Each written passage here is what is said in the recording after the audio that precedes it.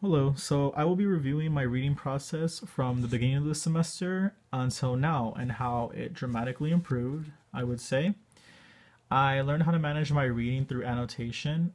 Prior to my learning of annotation and really developing that skill, I would underline sentences that I felt were very important, key concepts of the text. I would also square words that I didn't understand or that I needed to remember, such as Lee, and the definition was right next to it, as you can see.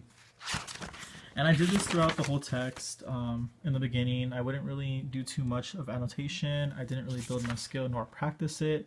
And I didn't write anything in the submargins aside from this one word right here and just describing the translation. That's it. But I decided to start furthering my skill of annotation when my reading started getting very difficult for me. And as you can see, I did this towards the end of the semester. I did this with philosophical Taoism.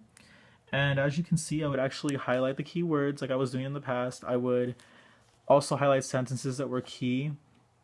But what I started to do differently was that I would actually write in the submargins words that I didn't understand, further explain them and their representation or their beliefs.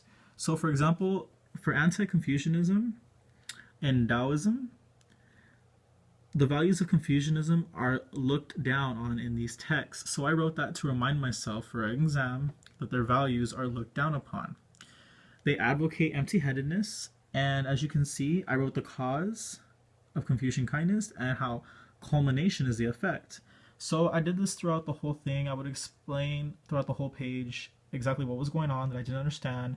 Key points, arrows down to, as you can see, I did an arrow from here down to here, because the usefulness of uselessness is explained throughout this part of the passage. And I did this throughout the whole text. So this really developed my skill of reading and helped me understand religion a little bit more from the Far East.